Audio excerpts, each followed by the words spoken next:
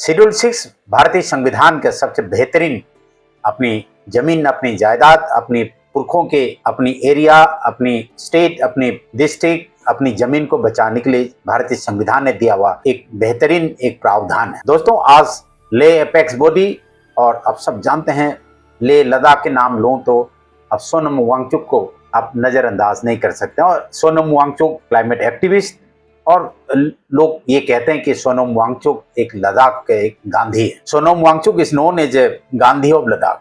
दोस्तों, स्वागत है बेरोक टोक में। आज मैं कुछ सोनम वांगचुक की डिमांड और लद्दाख की डिमांड को जो है मैं उसको लेकर के आपके सामने रखूंगा। आज लेह एपेक्स बॉडी और सोनम वांगचुक ने एक ऐलान किया सरकारी तौर पर, यानी कि एक प्रेस विज्ञप्ति के माध्यम से जो है ऐलान किया कि 35 दिन का उनका भूख हड़ताल, अनिश्चित काल की तो नहीं है, 35 दिन की भूख हड़ताल आज से शीघ्र आरंभ हो जाएगा।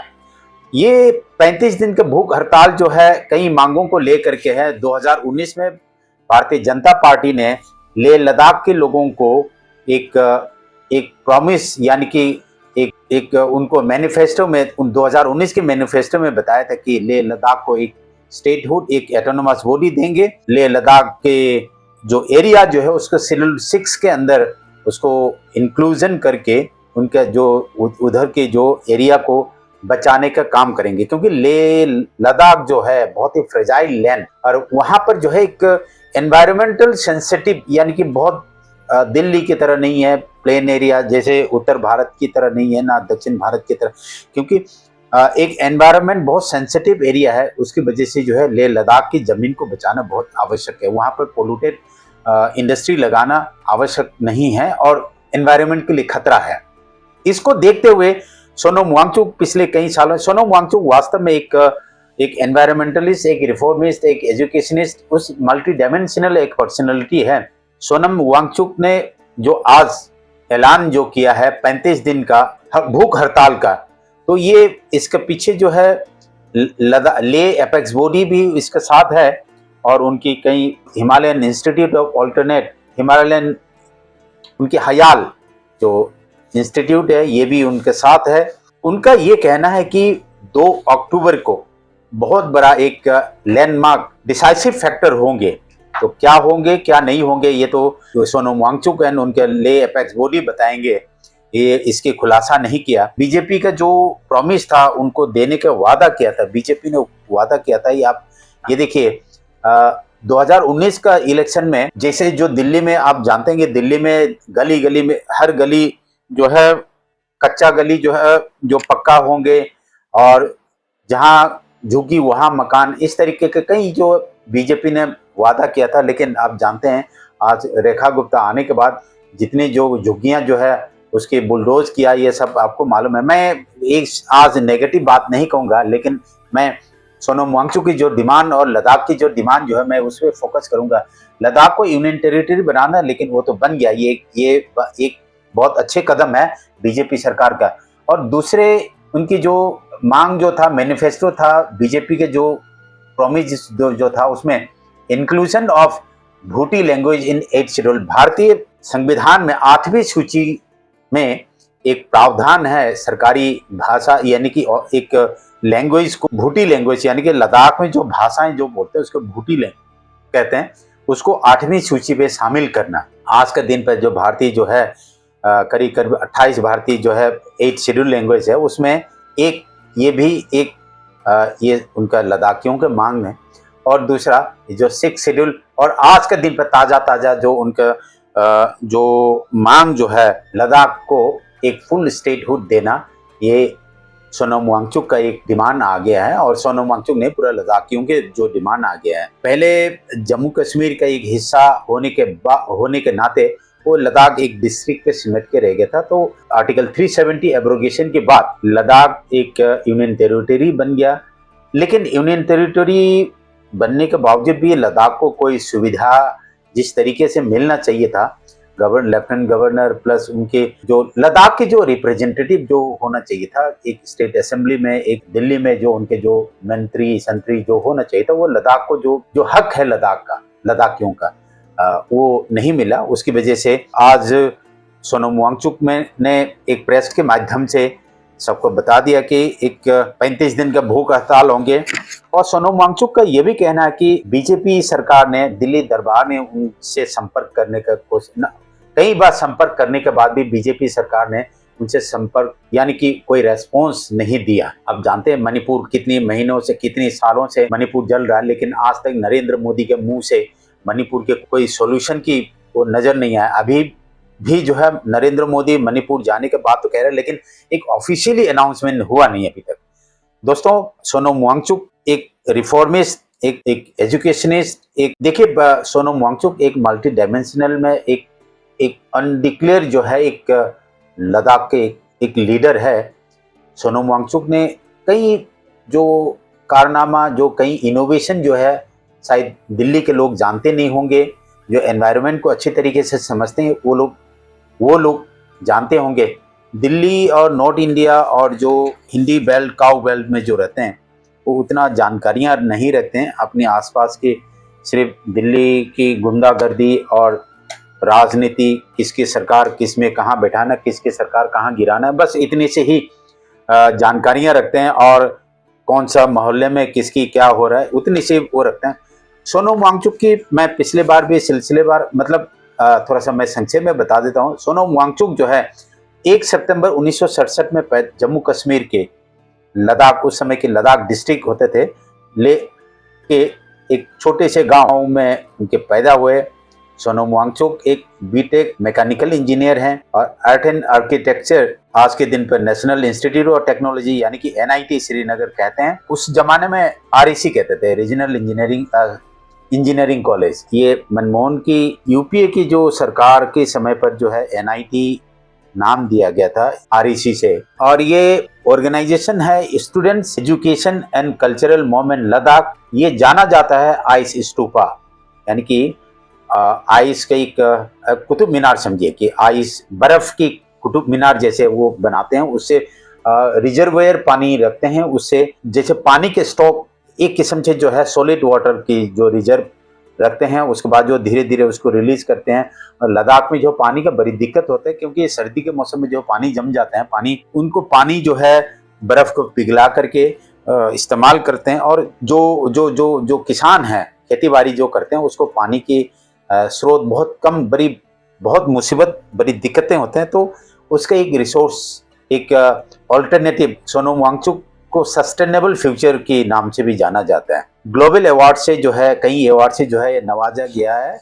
सन 1996 यानी कि 1996 में ये governor's medal for educational reform in Jammu Kashmir, 2001 में man of the year by the week जो एक न्यूज़ मैगजीन आते हैं उनसे, 2002 में Ashoka fellowship for social entrepreneurs by Ashoka USA से, 2004 में the green teacher award century Asia, 2014 में यूनेस्को के चेयर आर्ट एंड आर्किटेक्चर, ये फ्रांस की तरफ से दिया गया था, France. International terra award for the best earth building, 2017 में Indian collective action ICA honour award San Francisco यानी कि अमेरिका से, यूएसए से।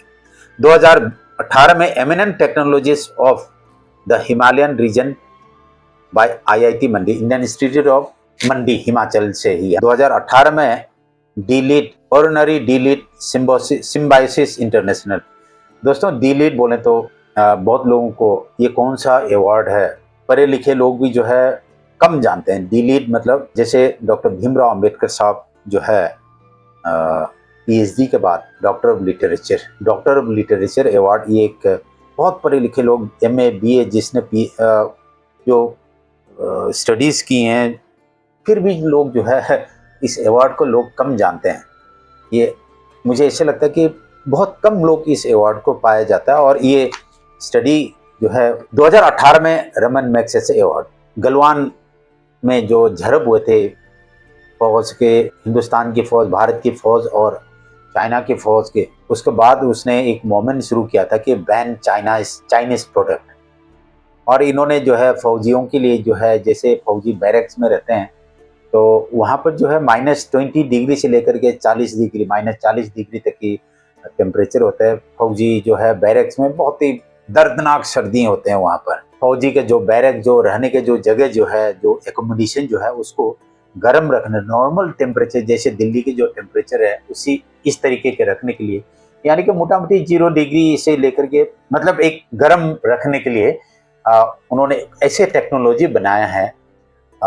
उस कमरे को जैसे दिन में सूरज निकलता, उस सूरज की जो एनर्जी को एब्जॉर्ब करके रात को उस कमरे को गर्म रखने का टेक्नोलॉजी फौज को दिया उन्होंने, यानी कि फौज के लिए उन्होंने गिफ्ट किया है। सोनम वांगचुक वास्तविक में एक इनोवेटर, साइंटिस्ट, अलग अलग, मैं उसको कहूँ तो उसके लिए कम है। मैं इसलिए जो बहुत महत्व दे रहा हूँ कि शेड्यूल 6 एक बहुत इंपॉर्टेंट, बहुत महत्वपूर्ण है लद्दाख के लिए, क्योंकि भारत सरकार ने लद्दाख को एक यूनियन टेरिटरी बनाने के बाद लद्दाख की तरफ नजर लगाया। लद्दाख में सैकड़ों जमीन है। लद्दाख की जमीन की जो कुल जो है 59,146 स्क्वायर किलोमीटर, और उनके पॉपुलेशन जो है लगभग जो है 2,74,000 बताया गया। हम इसको ले लेते हैं, 3 लाख भी ले लेते हैं, लेकिन लद्दाख की जो ज़मीन के हिसाब से जो है, लद्दाख पॉपुलेशन के हिसाब से लद्दाख में बहुत सारे ज़मीन है। तो दिल्ली दरबार को लद्दाख की ज़मीन के ऊपर नज़र गाड़ कर बैठा हुआ है। आपको मालूम है दिल्ली दरबार किसको ज़मीन देना चाहता है, किस इंडस्ट्री को ज़मीन देना चाहता है। मैं खुला खुला बता देता हूँ, अडानी को ज़मीन देना चाहता है, और वहाँ पर जो है industry, heavy industry, polluted industry लगवाने के लिए, और वहाँ की जो है कोरियों की दामों पे खरीदेंगे। और अडानी उसको पहले तो 40 साल की, अभी 2025 की जो एक इंडस्ट्रियल पॉलिसी आया हुआ है लद्दाख के अंदर, तो उसको देख करके तो मेरा दिमाग चकरा गया है। इसका मतलब लद्दाख को बचाना जरूरी है। इसकी वजह से मैंने लद्दाख के ऊपर जो मैंने इंटरेस्ट लिया था, लद्दाख के ऊपर कुछ बोलना चाहिए मुझे। मैं भी एक एक्टिविस्ट होने के नाते लद्दाख के ऊपर जो है, हमें लद्दाख को बचाने के लिए, लद्दाख की जमीन, लद्दाख की धरती को बचाने के लिए, मैंने लद्दाख देखा हुआ है। लद्दाख की जमीन को मैंने 1991 से लेकर के 1990 से लेकर के 1995 तक लद्दाख को बहुत अच्छी तरीके से देखा हुआ है। लद्दाख बहुत प्राकृतिक रूप से बहुत सुंदर, अपनी बर्फीली सुंदरता और अपनी जो उबड़ खाबड़ जमीन, जो हाइट, अपनी जो हिमालय की वोल्केनो से निकले हुए सबसे यंगेस्ट पहाड़, हिल, माउंटेन है। आज से करीब 4-5 लाख साल पहले जो बने हुए जो माउंटेन है, तो ये एक हमारे लिए एक बहुत महत्वपूर्ण एनवायरनमेंट के लिए, क्योंकि जब हमारे मानसून जल चलता है जो लद्दाख तक, फिर लद्दाख से जो हवाएं टकरा करके फिर जो है हमारा एक एनवायरनमेंट के इश्यूज है। ये बहुत स्पेशल इशू है, मैं उसमें अलग से इसको सेशन करूंगा। पर जब से मैंने ये दिल्ली दरबार की जो नज़र लगे हैं लद्दाख के ऊपर, लद्दाख इंडस्ट्रियल पॉलिसी 2025 देखे हैं, तब से मैंने लद्दाख के ऊपर मैंने स्पेशल, मैंने एक बोलने का, एक पॉलिटिकल, एक सोशियो पॉलिटिकल एक्टिविस्ट होने के नाते मुझे मेरा कर्तव्य बनता है लद्दाख के बारे में बोलना। लद्दाख की जमीन को बचाना मेरा भी कर्तव्य है, इसलिए मैंने लद्दाख के ऊपर सेशन करना शुरू किया। दिल्ली दरबार, आप जानते हैं दिल्ली दरबार किसकी फेवर में काम करता है? मात्र एक अडानी, अंबानी, और हो सकता है लद्दाख में स्टेडियम बनाए। अगर स्टेडियम बनाए तो बहुत अच्छी बात है, लेकिन लद्दाखियों की कंट्रोल की हाथ में, क्योंकि देखिए ये स्टेडियम भी बनवाएंगे तो अडानी या वो अमित शाह के बेटा जो क्या नाम है उसके, जय शाह के द्वारा बनवाएगा, और स्टेडियम भी कहीं प्राइवेट स्टेडियम बनवाएगा। तो ऐसे जो है सारी चीजें जो देख करके लद्दाख को 6 शेड्यूल की बहुत आवश्यक है। अमित शाह का बेटा जो है क्रिकेट के मालिक बन गया, मतलब आईसीसी के मालिक है, वो कुछ भी कर सकता है। लद्दाख में stadium, private stadium बनवाएगा Jay Shah या अमित शाह स्टेडियम के नाम से, और लद्दाखियों के कोई हक नहीं रहेगा। ये बहुत सारे महत्वपूर्ण चीज सोनम वांगचुक ने उठाया, मैं इसको समर्थन करता हूँ। और सोनम वांगचुक की जो इस कदम पे जो है, हम भी दिल्ली में होने के नाते दिल्ली से ही हम उनको हम समर्थन करेंगे, हम उनसे संपर्क करने की कोशिश करेंगे। और जो इंडस्ट्रियल पॉलिसी जो है ये बहुत खतरनाक है लद्दाख के लिए, और लद्दाख को 6 शेड्यूल, और 6 शेड्यूल जो है जो लोग जानते नहीं है उनको मैं संक्षेप से हल्का सा बता देता हूँ। 6 शेड्यूल खास करके उत्तर पूर्वी भारत में, जैसे मेघालय हो गए, मिजोरम हो गए, नागालैंड, अरुणाचल प्रदेश, इस तरफ होते हैं। वहाँ 6 शेड्यूल की जो खासियत जो है, उस लोकल बॉडीज़ का इजाज़त के बिना वो ज़मीन नहीं खरीद सकता। लोकल बॉडीज मतलब कोई प्राइवेट गांव बुरा नहीं, जो उधर के जो लोकल गवर्नेंस है उनकी परमिशन के बिना वो जमीन किसी एरो गेरो नथु खेरे को जमीन नहीं दे सकता। और पोल्यूटेड इंडस्ट्री वो जानते हैं मतलब कैसे किस तरीके को जमीन का इस्तेमाल करना है। तो 6 शेड्यूल में ये प्रोविजन रखा गया। 6 शेड्यूल जो है लद्दाखियों के लिए बहुत आवश्यक है। सोनम वांगचुक जो आज से जो उन्होंने जो डिक्लेयर किया, जो 35 दिन का जो भूख हड़ताल, और 2 तारीख को जो एक बहुत बड़ा 2 अक्टूबर को one of the significant decision उस दिन का रहेंगे कर जो बता रहा है, ये हम देखेंगे उसको क्या होता है।